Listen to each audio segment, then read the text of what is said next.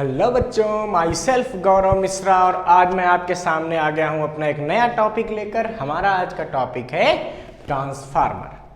बच्चों, नया टॉपिक शुरू करने से पहले मैं आप लोगों से एक बात करना चाहता हूं कि अगर अभी तक आपने हमारे चैनल को सब्सक्राइब नहीं किया है तो आप इस चैनल को सब्सक्राइब कर लीजिए, क्योंकि इस चैनल की हेल्प से आप बहुत अच्छे से सारी फिजिक्स सीखने वाले हैं।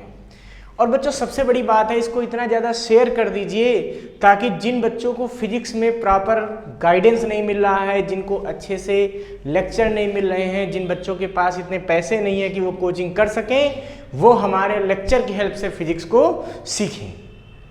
यही मोटिव लेकर मैंने वीडियो बनाना स्टार्ट किया, क्योंकि मैं ये चाहता हूँ कि जो नीडी पर्सन हैं, जो नीडी स्टूडेंट हैं, जिनको रिक्वायर्ड है अच्छे टीचर्स की, बट उनके पास इतने पैसे नहीं है कि वो अच्छी कोचिंग में जाके पढ़ सकें, वो लोग हमारे वीडियो लेक्चर से कुछ सीखें, उनको कुछ फ़ायदा मिले। इसीलिए मैं बोर्ड लेवल को ज़्यादा फोकस कर रहा हूँ। जेई नीट के साथ साथ बोर्ड पे ज़्यादा फोकस करने का मतलब ये है कि सबसे पहले उनका बोर्ड प्रिपेयर हो, उसके बाद मैं अपने लेक्चर में नीट और जेई की प्रॉब्लम्स डाल देता हूं ताकि उनको थोड़ा सा अपर लेवल में भी प्रिपरेशन करने में हेल्प मिले। तो प्लीज़ आप हमारे चैनल को लाइक, सब्सक्राइब और शेयर करते रहिए, जिससे कि जो बच्चे हेल्प चाहते हैं उन सबको मेरी हेल्प मिल पाए, क्योंकि उन्हीं बालकों और बालिकाओं के लिए मैं इतनी ज़्यादा मेहनत कर रहा हूँ। स्टूडेंट्स, ट्रांसफार्मर की बेसिक बात करते हैं तो ट्रांसफार्मर क्या होता है पहले हमको ये जानना चाहिए। तो बच्चों, ट्रांसफार्मर होता क्या है? Transformer is a device which can convert alternating high voltage to low voltage और low voltage to high voltage. Transformer क्या है? एक ऐसी डिवाइस है जो वोल्टेज को कम ज्यादा कर सकता है, लेकिन किस वोल्टेज को? अल्टरनेटिंग वोल्टेज को। तो transformer is a device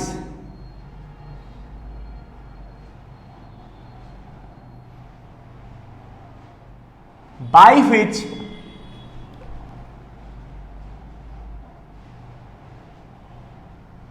we can convert high voltage into low voltage, ठीक, और low voltage to high voltage.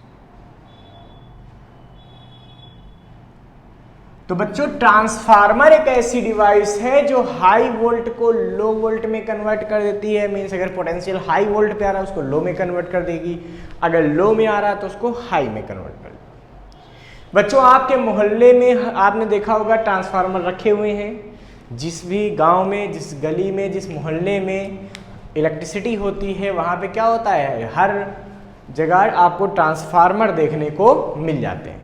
ये तो हम समझ गए, ट्रांसफार्मर लो वोल्टेज को हाई वोल्टेज में और हाई वोल्टेज को लो वोल्टेज में कन्वर्ट करते हैं। हमारे मोहल्ले में जो ट्रांसफार्मर लगे होते हैं वो ये वाले होते हैं। कौन से? हाई वोल्टेज को लो में कन्वर्ट करते हैं। क्यों करते हैं अभी बताते हैं। बच्चों, बात आती है कि ट्रांसफार्मर का प्रिंसिपल क्या है। तो ट्रांसफार्मर का जो प्रिंसिपल है, ठीक है, वो है म्यूचुअल इंडक्शन।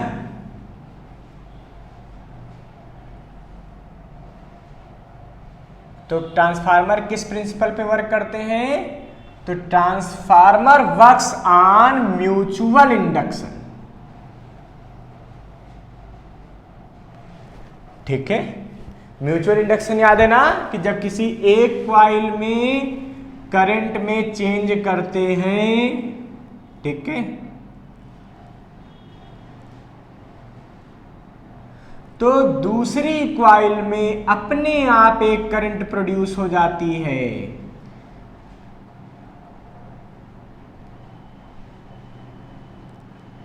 ठीक है, जैसे एक कॉइल को हम यहाँ कनेक्ट करते थे, यहाँ रिहोस्टेट लगा देते थे, रिहोस्टेट का काम क्या था, इसको जब शिफ्ट करते थे जॉकी को तो ये करंट को कम ज़्यादा कर देता था। जब करंट को कम ज़्यादा करते हैं तो क्या हो जाता है, बगल में जो रखी कॉइल है इसमें अपने आप एक इंड्यूस्ड करंट जनरेट हो जाती है। इसको हम लोग कहते थे म्यूचुअल इंडक्शन। याद आया? किसी एक कॉइल में करंट के चेंज करने पर दूसरी कॉइल में करंट में चेंज हो जाना, मतलब इसे जब आई इंक्रीज करती थी तो वहां पे अपोजिट डायरेक्शन में करंट फ्लो जाती थी। याद आया बच्चों? ये होती थी इंड्यूस्ड करंट। जो दूसरी कॉइल प्रोड्यूस होती थी वो क्या हो जाती थी, इंड्यूस्ड करंट।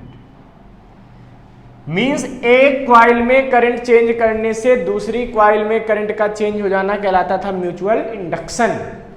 इसी प्रिंसिपल पर बेस्ड होता है ट्रांसफार्मर। बच्चों ट्रांसफार्मर दो तरह के होते हैं, दो तरह के। One is the step up transformer. पहला ट्रांसफार्मर कौन होता है, step up transformer, and other is the step down transformer.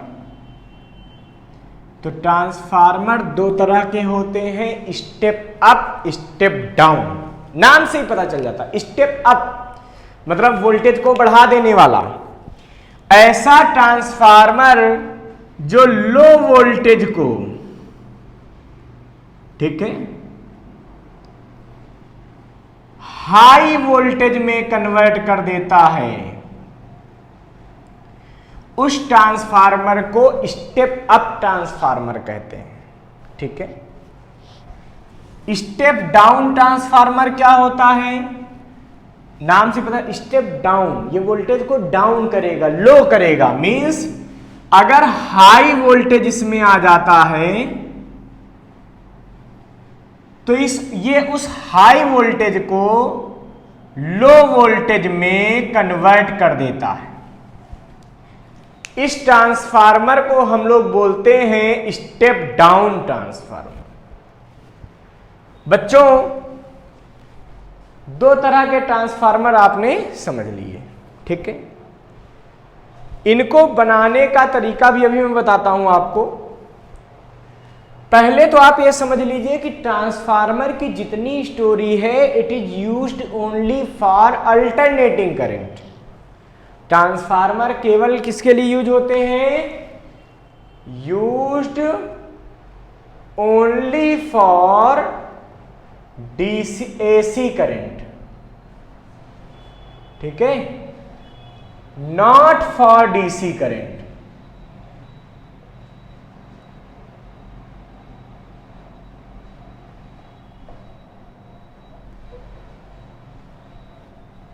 Used for AC means alternating current, not for DC. क्यों, डायरेक्ट करंट की फ्रीक्वेंसी 0 होती है तो उसके लिए ट्रांसफार्मर यूज नहीं होते। ट्रांसफार्मर किसके लिए यूज होते हैं, ट्रांसफार्मर अल्टरनेटिंग करंट के लिए बेसिकली यूज होते हैं। बच्चों आपको पता चल गया स्टेप अप ट्रांसफार्मर में वोल्टेज को बढ़ाया जाता है, स्टेप डाउन में वोल्टेज को घटाया जाता है। अब मैं आपको एक बात बता दूं कि ट्रांसफार्मर जो आइडियल ट्रांसफार्मर होता है, ठीक है, एक ट्रांसफार्मर कौन सा होता है, आइडियल ट्रांसफार्मर। आइडियल ट्रांसफार्मर वो माना जाता है जिसमें कोई पावर लॉस नहीं होती। वैसे जनरली क्या होता है ट्रांसफार्मर में, भाई एक तरफ से वोल्टेज आता है, कहां से आता है, जहां पावर स्टेशन जहां से बनना है, और एक तरफ से जाता है, कहां जाता है, हमारे घरों में जाता है जहां पे हम लोग यूज करते हैं। तो बच्चों जो वोल्टेज आता है कुछ पावर आती है, कुछ पावर ये भेजता है, तो जनरली उस पावर में थोड़ा सा लॉस कर देता है। मींस ट्रांसफार्मर में जो पावर इनपुट होती है, आती है, और जो पावर वो भेजता है उसमें थोड़ा डिफरेंस आ जाता है, मतलब आती ज़्यादा है, भेजता थोड़ा कम है। इसको बोलते हैं लॉस इन एनर्जी। बट ये माना जाता है कि ट्रांसफार्मर वो ज़्यादा अच्छा माना जाएगा जिसमें जितनी एनर्जी आए उतनी ही चली जाए। ऐसे ट्रांसफार्मर बोलते हैं आइडियल ट्रांसफार्मर। मतलब the transformer where no energy loss, no energy loss means इसमें पावर कांस्टेंट हो जाएगी, इनपुट पावर और आउटपुट पावर क्या हो जाएगी, कांस्टेंट हो जाएगी। पावर क्या होती है, V इंटू आई कांस्टेंट हो जाएगा। इसका मतलब हम कह सकते हैं कि V is proportional to 1/I और I is proportional to 1/V। Means जो ट्रांसफार्मर वोल्टेज को बढ़ाएगा, देखो ध्यान से, अगर वोल्टेज को बढ़ाओगे तो करंट क्या होगी, कम हो जाएगी, डिक्रीज हो जाएगी।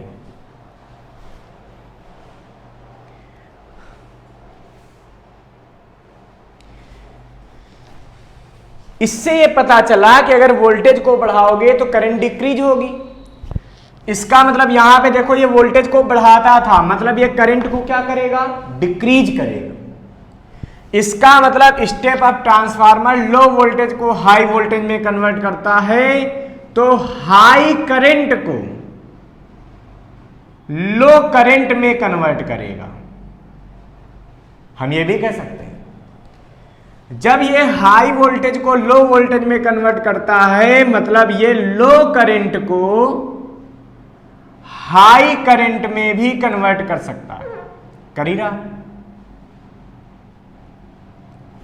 तो अब हमारी स्टेप अप ट्रांसफार्मर की कंप्लीट डेफिनेशन आ गई और स्टेप डाउन ट्रांसफार्मर की क्या, the transformer which can convert low voltage high current to high voltage low current is called step up transformer, and the transformer which can convert high voltage low current to low voltage high current is called step down transformer।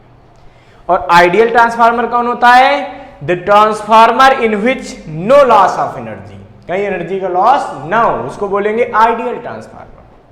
ठीक है, अच्छा इसकी efficiency 100% होती है, किसकी, ideal transformer की। अब बच्चों हम इतना समझ गए तो हमें इसका कंस्ट्रक्शन समझना चाहिए। आप लोग इसको नोट कर लीजिए, स्क्रीनशॉट ले लिया, गुड, ले लीजिए।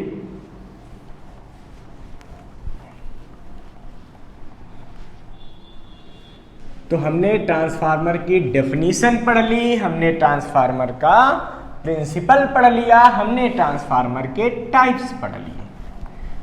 अब बात आती है कंस्ट्रक्शन। ठीक है, कंस्ट्रक्शन कैसा होता है, तो बच्चों ट्रांसफार्मर को सॉफ्ट आयरन कोर पर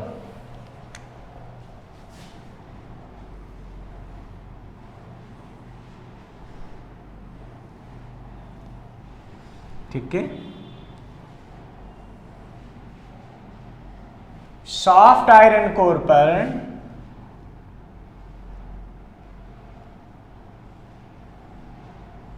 कुछ ऐसा 3D डायग्राम, ये पत्ती पत्ती लगी होती है बहुत सारी, ठीक है, बहुत सारी स्ट्रिप्स होती हैं आयरन की, जैसे कॉपी के पेज जुड़े होते हैं वैसे वैसे आयरन की स्ट्रिप जुड़ी होती है, बीच में इंसुलेटेड ऑयल भरा होता है। ठीक है, तो ट्रांसफार्मर को कैसे बनाते हैं, तो सॉफ्ट आयरन कोर पर कॉपर वायर को व्रैप किया जाता है। क्या करते हैं, इंसुलेटेड कॉपर वायर को हम यहां पे व्रैप करते हैं। ठीक है, ये सॉफ्ट आयरन कोर है। ये लैमिनेटेड होता है।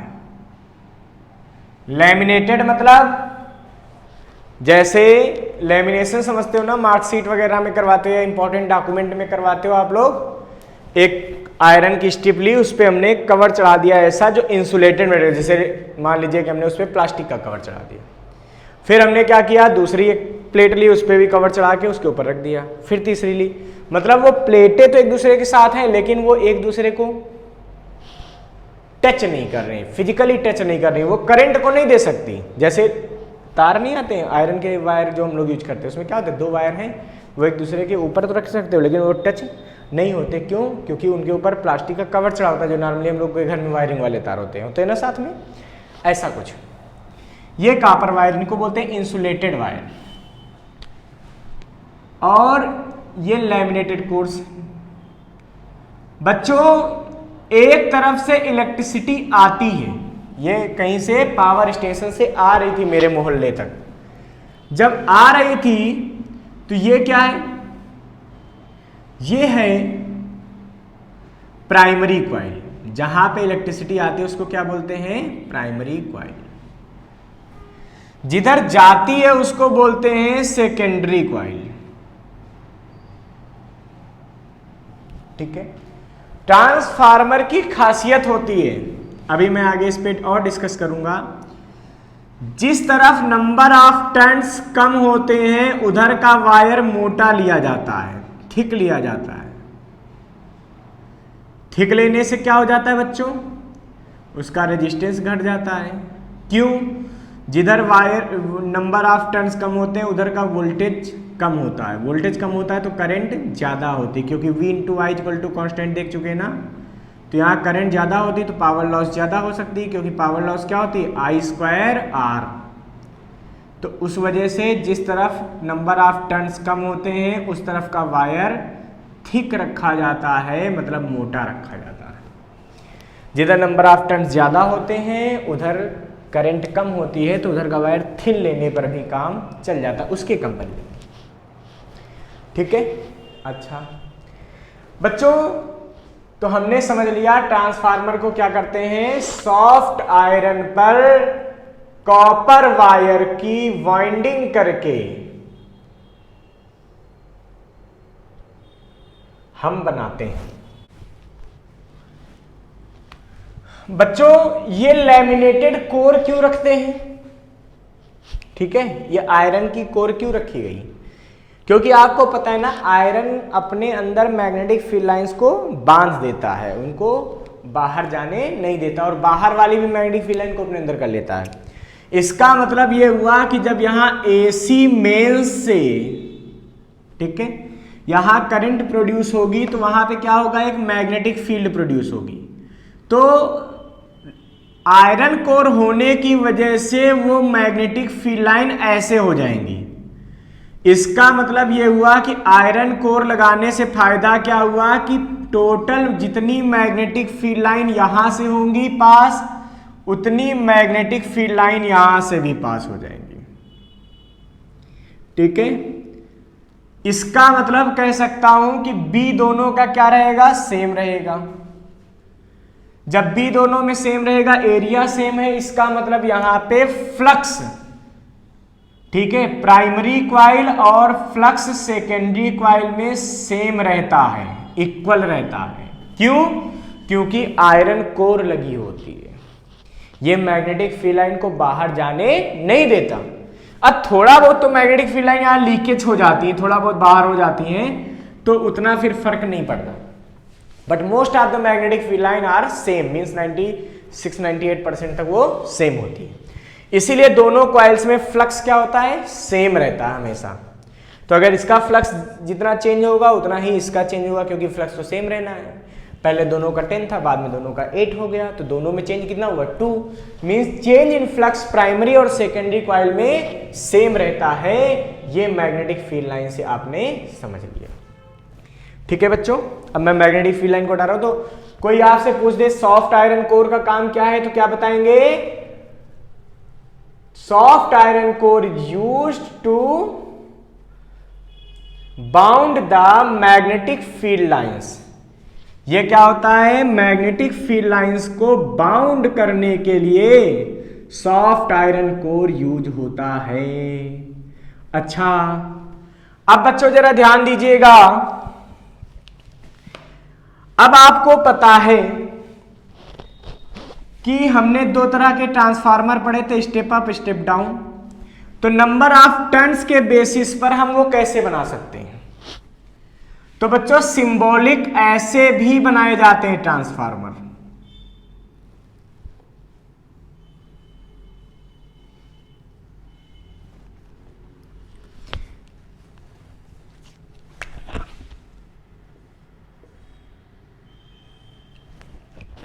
ठीक है, सिंबल में ट्रांसफार्मर ऐसे बनाए जाते हैं, ये स्टेप अप ट्रांसफार्मर,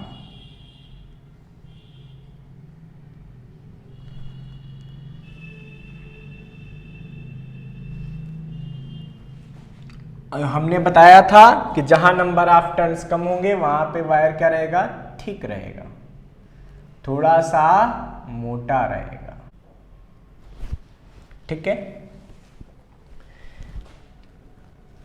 अगर मैं स्टेप डाउन ट्रांसफार्मर की बात करूं तो उसका सिंबल कुछ ऐसे बनेगा।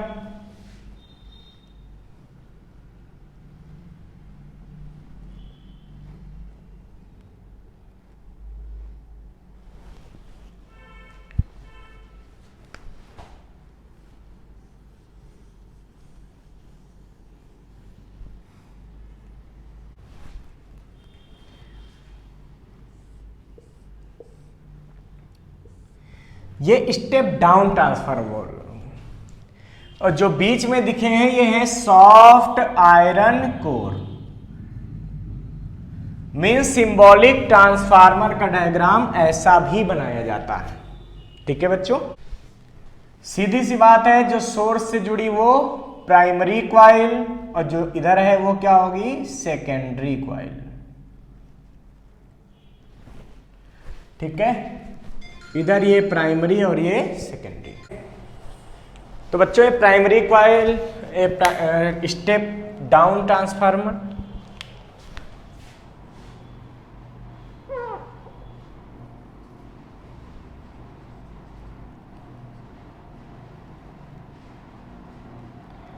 मतलब सीधे सीधे आप अभी तो रफ लैंग्वेज में याद कर लीजिए, जिधर नंबर ऑफ टर्न्स ज्यादा होते हैं उधर का वोल्टेज ज्यादा होता है। क्यों, स्टेप अप में क्या था, सेकेंडरी में नंबर ऑफ टर्न ज्यादा, मतलब सेकेंडरी में वोल्टेज ज्यादा, मतलब लगाएंगे कम वोल्टेज मिलेगा ज्यादा वोल्टेज, इसीलिए ये क्या है, स्टेप अप। इसमें क्या है, प्राइमरी में ज्यादा मतलब वोल्टेज आएगा ज्यादा, यहां वोल्टेज क्या होगा, कम होगा, इसीलिए क्या है, स्टेप डाउन। याद रखिएगा बच्चों, मैं इस डायग्राम को हटा रहा हूं, इसको और इसको, क्योंकि अब हमें इसी में डेरिवेशन दिखना है। तो कंस्ट्रक्शन हो गया, तो कंस्ट्रक्शन में कुछ खास नहीं है, सॉफ्ट आयरन की लैमिनेटेड प्लेट्स होती हैं जिन पर हम क्या करते हैं, कॉपर वायर को इस तरीके से व्रैप कर देते हैं। बच्चों अगर मैं ये देखूं तो मुझे पता है कि जब मैं एसी मेंस से प्राइमरी क्वाइल को जोड़ता हूं तो उस सिचुएशन में क्या होगा, यहां पे कुछ फ्लक्स में चेंज आएगा, वो हमें समझना है। मैं मान लेता हूं कि प्राइमरी क्वाइल में नंबर ऑफ टर्न्स NP हैं और सेकेंडरी क्वाइल में नंबर ऑफ टर्न्स NS है। मैं ये भी मान लेता हूं कि किसी टाइम t पर प्राइमरी में वोल्टेज EP है तो सेकेंडरी में वो वोल्टेज ES है। मैं सपोज कर लेता हूं कि प्राइमरी में क्वाइल सपोज करो IP है किसी टाइम पे, उसी समय सेकेंडरी में करंट कितनी होगी, IS होगी। ये सब कुछ हमने सपोज कर लिया। अब बच्चों क्या होता है कि अगर मैं फैराडेज लॉ से देखूं, क्यों, क्योंकि एसी मेन से आपको पता है अल्टरनेटिंग करंट लगातार क्या होती रहेगी, चेंज होती रहेगी।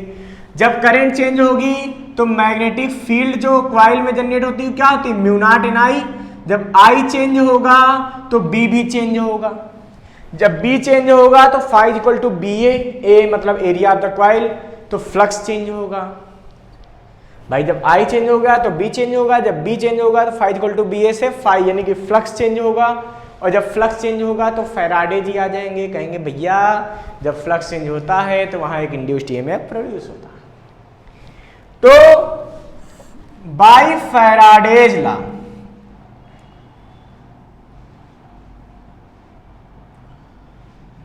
फर्स्ट लॉ, ठीक, फॉर प्राइमरी क्वाइल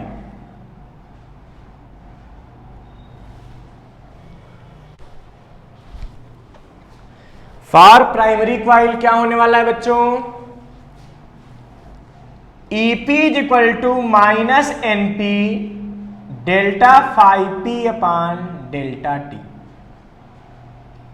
ठीक है, अब आपको पता है फाई P और फाई S दोनों सेम होंगे, मतलब प्राइमरी और सेकेंडरी में फ्लक्स सेम होता है, इसीलिए फाई P ना लिख करके इसको मैं सीधे डेल्टा फाई लिख देता हूं। ठीक है। अच्छा, for secondary coil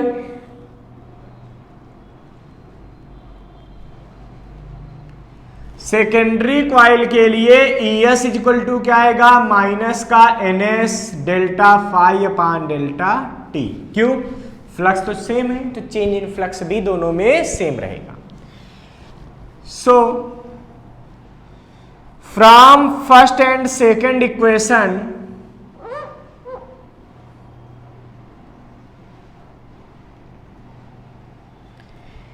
EP upon ES is equal to NP upon NS। Divide कर दो तो delta phi upon delta T cut जाएगा, माइनस माइनस कट जाएगा, प्लस हो जाएगा, तो बचेगा क्या, EP upon ES is equal to NP upon NS। It is always applicable,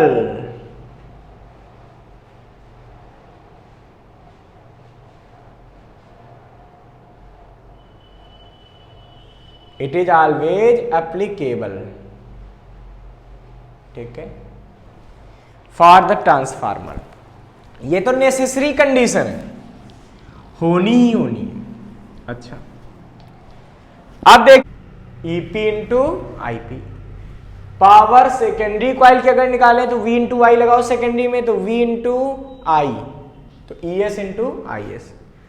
अगर आइडियल ट्रांसफार्मर की मैं बात करूं तो PP equal to PS, means primary coil की पावर और सेकेंडरी कॉइल की पावर क्या होती है, सेम होती है। इसका मतलब EP into IP equal to ES into IS। यहां से बच्चों पता चला कि EP upon ES equal to कितना हो जाएगा, IS अपान IP। ये कंडीशनली है, जब आइडियल ट्रांसफार्मर की बात होगी ये चीज तभी फॉलो होगी, ठीक है, बट यहां पे ये हमेशा फॉलो ही होना है।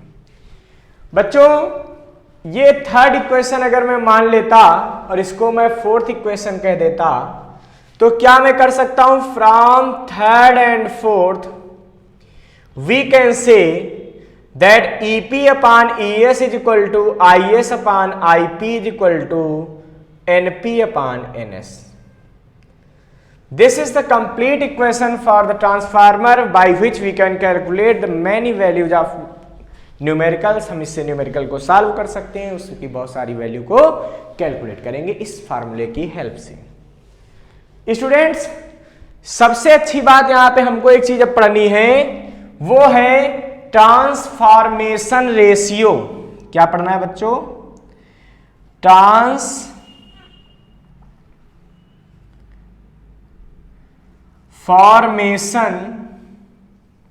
रेशियो। ये क्या होता है ध्यान से समझते हैं, ठीक है, क्या ट्रांसफॉर्मेशन रेशियो क्या होता है बच्चों, इसको स्मॉल r से लिखते हैं। फार्मूला होता है NS अपान NP, तो the ratio of number of turns in secondary coil to the number of turns in primary coil is called transformation ratio. इसका मतलब R का फार्मूला ये पूरा अगर देखें तो NS अपान NP किसके बराबर, यहां देखिए NS अपान NP, रिवर्स कर दो सारी इक्वेशन को, तो क्या हो जाएगा IP upon IS, ES upon EP। देखिए NS अपान NP उल्टा कर रहे हैं तो इसको भी इन्वर्स करेंगे, इसका भी इन्वर्स करेंगे, ये आ जाएगा।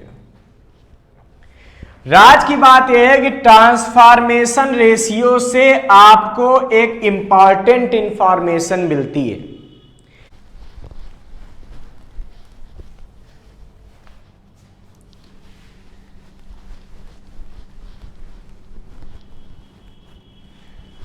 तो बच्चों मैंने देखा ट्रांसफॉर्मेशन रेशियो कितना है, NS अपान NP। अब याद रखना कि ट्रांसफॉर्मेशन रेशियो पढ़ते क्यों है, ये बहुत अच्छी इंफॉर्मेशन देता है। If R is greater than 1 means if the transformation ratio of a transformer is greater than 1, in this situation this is step up transformer. ये क्या हो जाएगा, ट्रांसफार्मर कैसा हो जाएगा, स्टेप अप। तो अगर कोई ट्रांसफॉर्मेशन रेशियो 1 से बड़ा लिख दे तो आप समझिए वो ट्रांसफार्मर कौन सा है, स्टेप अप ट्रांसफार्मर है। कैसे समझेंगे? अरे भाई R इज ग्रेटर देन 1, ध्यान से देखो यहां से R की जगह क्या लिख सकते हो, ES upon EP, this is greater than 1, ES is greater than EP। इसका मतलब प्राइमरी में आप वोल्टेज कम लगाएंगे और सेकेंडरी वोल्टेज ज्यादा मिलेगा। तो लो वोल्टेज लगाने से हाई वोल्टेज मिल रहा है, इसका मतलब क्या है, ये स्टेप अप ट्रांसफार्मर है। ठीक है, और यहां से आप ये भी समझ सकते हैं क्या, NS अपान भाई सिंस R इज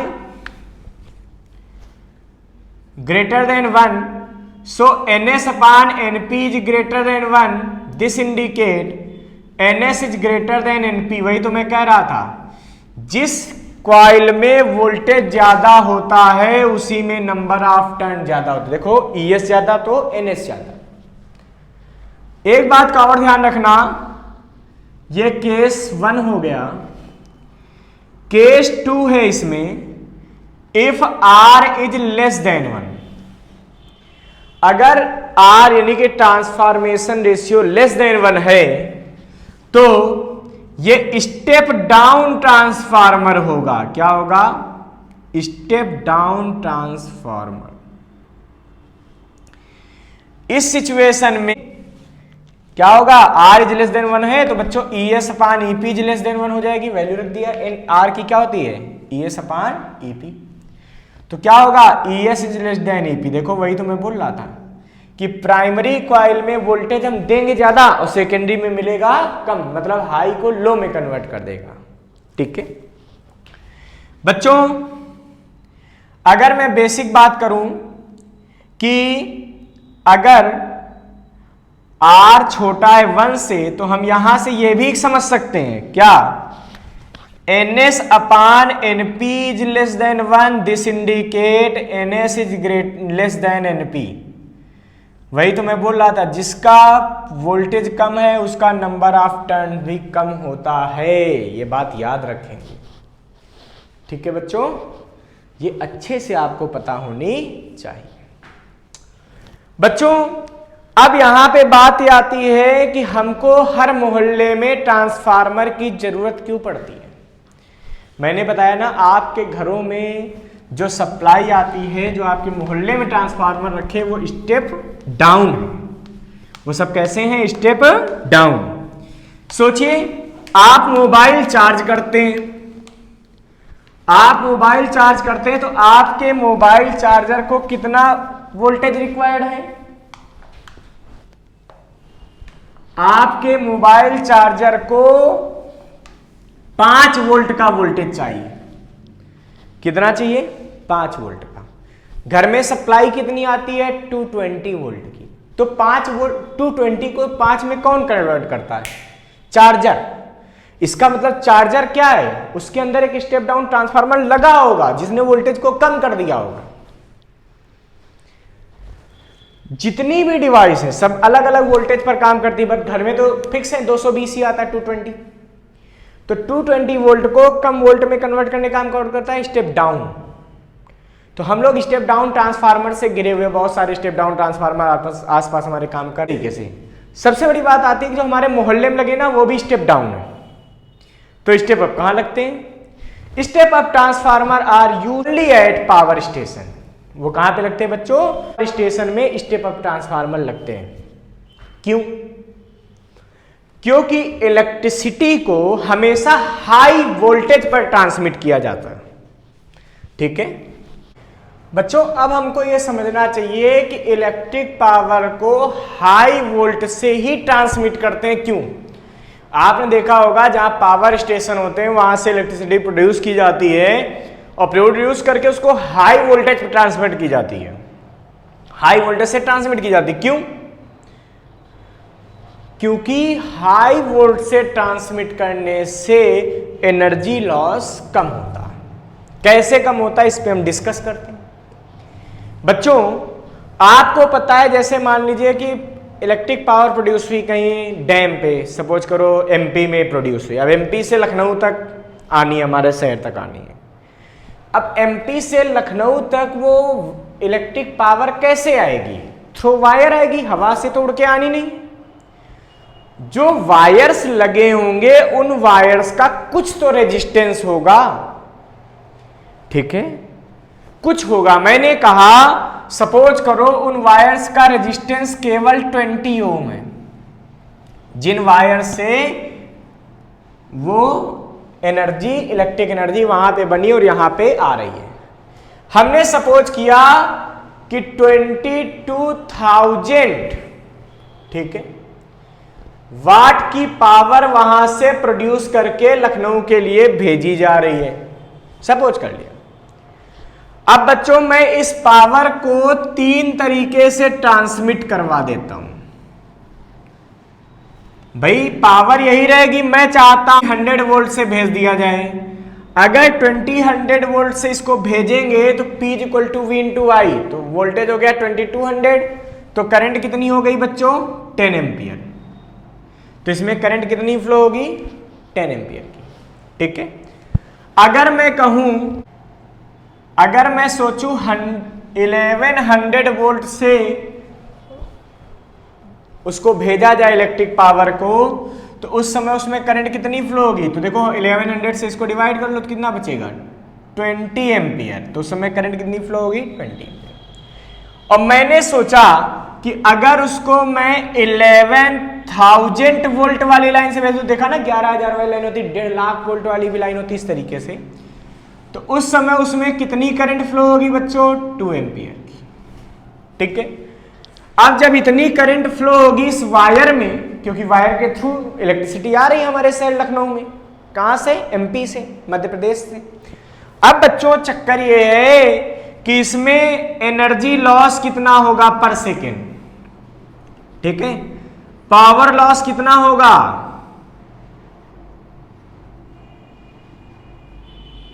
पहले केस में कितना पावर लॉस होगा? I²R, 10 का स्क्वायर इंटू 20, कितनी पावर लॉस हो जाएगी सोचो, मल्टीप्लाई कर लो। 10 का स्क्वायर मीन्स 100, 20 से मल्टीप्लाई, 2000 वाट पर सेकेंड इतनी पावर, मतलब भेजोगे 2200 वाट तो 2000 वाट लॉस हो जाएगी, बचेगी कितनी? 20,000 वाट वो हमको मिलेगी। इसमें सोचो पावर लॉस कितनी होगी?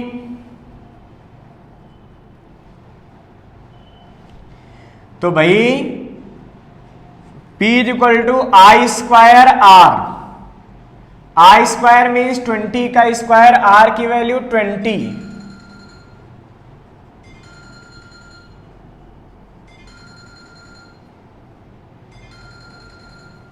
मतलब अगर 22,000 वाट पावर को आप 1100 वोल्ट पे एमपी से ट्रांसमिट करते हैं तो लखनऊ तक आते आते कितनी पावर लॉस हो जाएगी? 8,000 की। क्यों? क्योंकि उस वायर का रेजिस्टेंस 20 ओम हमने ले लिया है, तो 8,000 लॉस हो जाएगी। तो बचेगी कितनी मेरे पास? इसमें 8,000 सब्ट्रैक्ट कर दो, 14,000 बचेगी। इसमें पावर कितनी मिलेगी हमको? 14,000, ठीक है। अगर यहां पे मैं देखूं बच्चों, इसमें पावर लॉस इन वायर कितना होगा?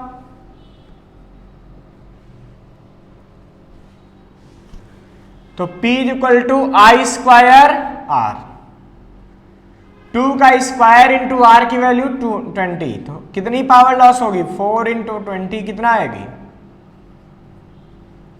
80 वाट। इसमें कितनी पावर लॉस हो रही? केवल 80 वाट हो रही है। सोचो, ओनली 80 वाट पावर लॉस हुई। तो इसका मतलब अगर मैं देखूं तो रिमेनिंग पावर, बची हुई पावर किसमें थी? इसमें बच रही थी 20,000 वाट, इसमें बच रही थी 14,000 वाट, इसमें बच रही थी, इसमें बच रही है देखो 21,000, ठीक है। कितनी बचेगी? 21,920 वाट। तो यहां पे क्या है? एनर्जी लॉस बहुत कम हुआ, मीन्स यहां पावर सबसे ज्यादा बच रही है। तो हम क्या चाहेंगे? हम चाहेंगे उसको 1100 वोल्ट पे ट्रांसमिट, 11,000 वोल्ट पे ट्रांसमिट कर दीजिए। क्यों? क्योंकि एनर्जी लॉस बहुत कम होगा और हम लॉस तो करना नहीं चाहते। हम तो चाहते थे कि वहां से 22,000 वाट अगर भेजे तो यहाँ 22 ही मिल जाए। क्यों? क्योंकि एनर्जी लॉस कौन करना चाहता है? जो एनर्जी लॉस हो गई हीट के फॉर्म में तो बेकार हो गई। यही वजह है कि ट्रांसफार्मर का यूज बहुत ज्यादा है, क्योंकि जहां पे इलेक्ट्रिसिटी प्रोड्यूस होती है वहां से उसको हाई वोल्टेज में भेजा जाता है। क्यों? क्योंकि हाई वोल्टेज से ट्रांसमिट करने में एनर्जी लॉस बहुत कम होता है। किस वायर में एनर्जी लॉस? जो जिससे आती है। और फिर हमारे मोहल्ले में स्टेप डाउन ट्रांसफार्मर लगा के उस वोल्टेज को डाउन करके हमारे घरों में सप्लाई की जाती है। फिर जहां पे रिक्वायरमेंट होती है और डाउन करना होता है तो हमारी इलेक्ट्रिकल अप्लायंस होती हैं जैसे चार्जर वगैरह, उनमें भी स्टेप डाउन ट्रांसफार्मर लगा के हम वोल्टेज को और डाउन कर देते हैं। ठीक है। अच्छा, एक चीज और पढ़नी चाहिए हमको, इफिशियंसी ऑफ ट्रांसफार्मर।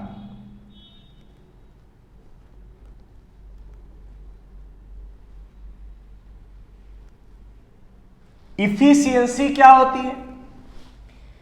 किसी ट्रांसफार्मर की output power divided by input power, इसके रेशियो को अगर 100 से मल्टीप्लाई कर दिया जाए तो परसेंट में इफिशियंसी निकल आती है। ठीक है। मीन्स अगर हमने जितनी पावर इनपुट की उतनी आउटपुट हो गई तो 1 आ जाएगा आंसर। तो ये 100 से मल्टीप्लाई करोगे तो इफिशियंसी क्या आएगी? 100%। ठीक है। तो जितना कम आउटपुट मिलेगा, अगर हमने एनर्जी सेम दी और जितना कम आउटपुट मिलेगा उतनी ही उसकी इफिशियंसी क्या होगी? ट्रांसफार्मर की कम होगी। ठीक है। इसका मतलब हमने कहीं मान लीजिए 100 वाट एनर्जी दी ट्रांसफार्मर को, उसने अगर 10 वाट बनाई तो क्या किया? 100 से 10 ही दिया आगे। इसका मतलब 90 तो उसने एब्जॉर्ब कर लिया, खत्म कर दिया, तो उसने एनर्जी लॉस कर दी। हम तो नहीं चाहते एनर्जी लॉस हो, इसलिए हम ये चाहेंगे कि वो ज्यादा से ज्यादा, अगर हम 100 वाट एनर्जी दे रहे हैं तो वो पूरी 100 वाट आगे ट्रांसफर कर दें। मीन्स जिस ट्रांसफार्मर की इफिशियंसी जितनी ज्यादा होगी वो ट्रांसफार्मर उतना अच्छा माना जाएगा, वो ट्रांसफार्मर उतना बेहतरीन माना जाएगा। ठीक है। अब हमारे पास नेक्स्ट हेडिंग आती है एनर्जी लॉसेस इन ट्रांसफार्मर।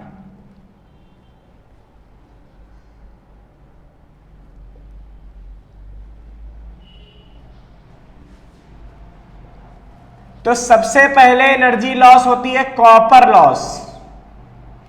क्या होती है? कॉपर लॉसेस क्या है बच्चों? आपको पता है ना, सॉफ्ट आयरन कोर पे आप क्या करते हो? कॉपर वायर को व्रैप करते हो। व्रैप करने से ट्रांसफार्मर बनाते थे। ये प्राइमरी होती थी और ये सेकेंडरी होती थी। बच्चों, तो ये जो वायर आप व्रैप कर रहे हो ना, इस वायर का भी तो अपना रेजिस्टेंस होगा, कुछ न कुछ तो होगा, थोड़ा बहुत। भले हम वायर को मोटा कर देते हैं, इसीलिए हम क्या करते हैं, जहां भाई रेजिस्टेंस होगा तो वहां पे एनर्जी लॉस होगी, I²R।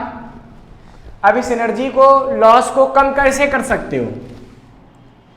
वायर को मोटा करके। क्यों? मोटा करने से एरिया कम हो जाता है, एरिया ज्यादा हो जाता है। एरिया ज्यादा होने से रेजिस्टेंस कम होगा, रेजिस्टेंस कम होगा तो पावर लॉस कम होगा। इसका मतलब इसीलिए हम कहते थे जिस वायर में करंट ज्यादा होगी उसका रेजिस्टेंस कम करने के लिए हम लोग थिक वायर यूज करते हैं। मैंने बताया था ना, जिसमें नंबर ऑफ टर्न्स कम होते हैं उसमें करंट ज्यादा होती है। जब करंट ज्यादा होती है तो क्या करते हैं, वहां पे थिक वायर मतलब एरिया बढ़ा देते हैं वायर का, जिससे रेजिस्टेंस घट जाता है और पावर लॉस कम हो जाता है। आप समझ में आया कि थिक वायर की यूज कर रहे थे लेस टर्न पे, ये वजह थी। तो बच्चों, इस तरीके से कॉपर में जो कॉपर वायर है उसमें एनर्जी लॉस होती है। इस एनर्जी लॉस को हम लोग बोलते हैं कॉपर लॉस। दूसरा एनर्जी लॉस इसमें आता है एडी करंट लॉसेस।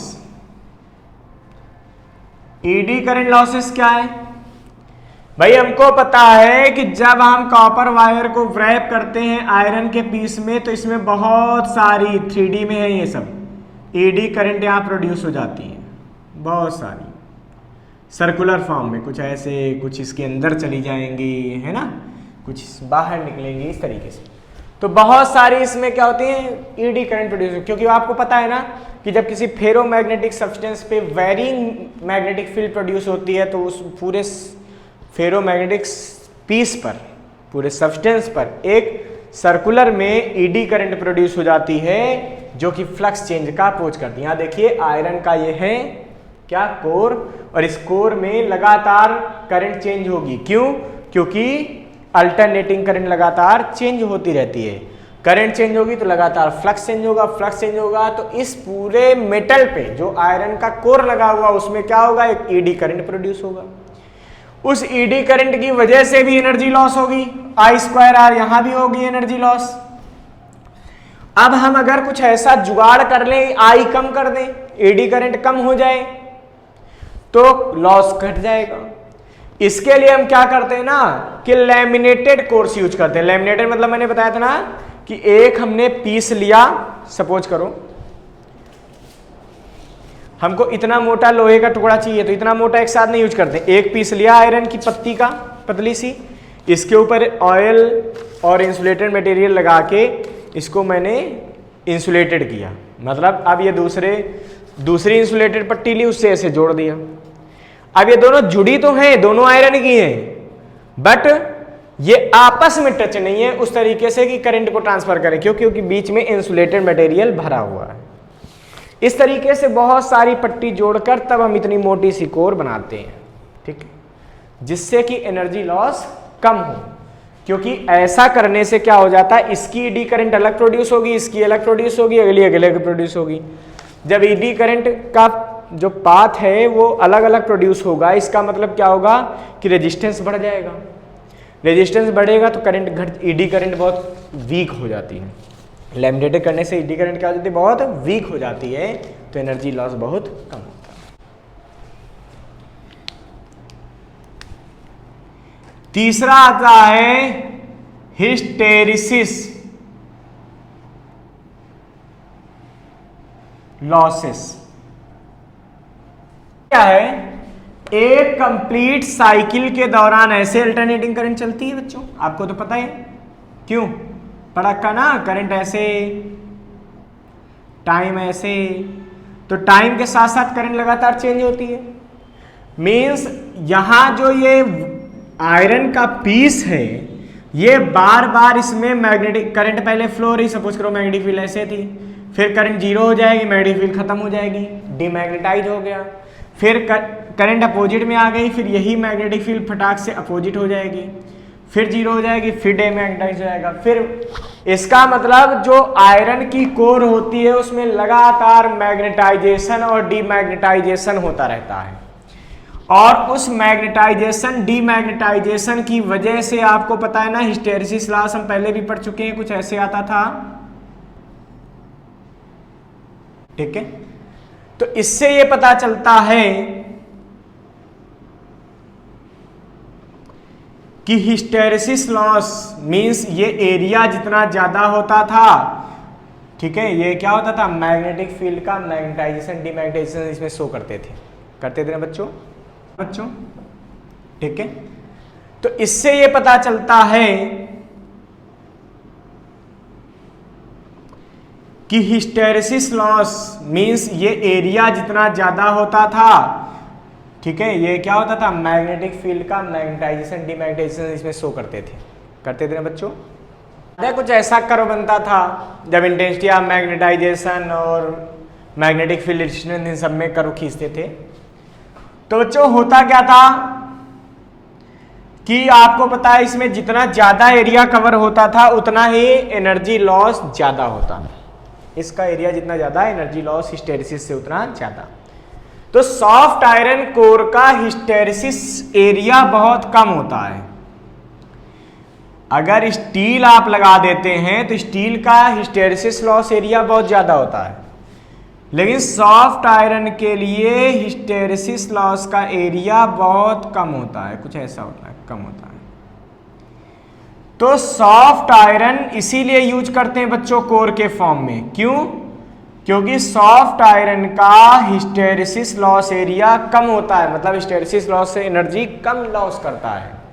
अगर आपने स्टील लगा दिया ना तो उसका हिस्टैरिसीस लॉस एरिया ज़्यादा आएगा, हिस्टैरिसीस कर्व का एरिया ज़्यादा आएगा, मतलब उसमें एनर्जी लॉस ज़्यादा होगी।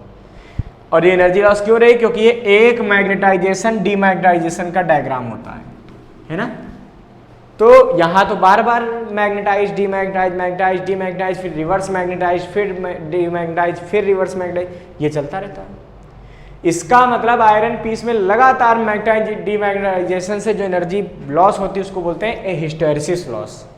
और ये कम करने के लिए हम लोग सॉफ्ट आयरन यूज करते हैं क्योंकि इसका हिस्टैरिसीस लूप का एरिया बहुत कम होता है। बच्चों चौथा आता है फ्लक्स लॉसेस। फ्लक्स लॉसेस में क्या होता है? मैंने बताया था ना, प्राइमरी कॉइल का जो फ्लक्स होता है वो पूरा पूरा लगभग सेकेंडरी कॉइल में चला जाता है, बट कुछ 1-2% फ्लक्स सेकेंडरी में पास नहीं होता। इसका मतलब उस फ्लक्स की वजह से यहाँ पे करंट प्रोड्यूस नहीं होगी, इंड्यूस्ड ईएमएफ नहीं प्रोड्यूस होगा। तो कुछ फ्लक्स, मैग्नेटिक फ्लक्स के लॉस की वजह से भी एनर्जी लॉस हो जाती है, उसको बोलते हैं फ्लक्स लॉसेस। ठीक है बच्चों, वेरी गुड।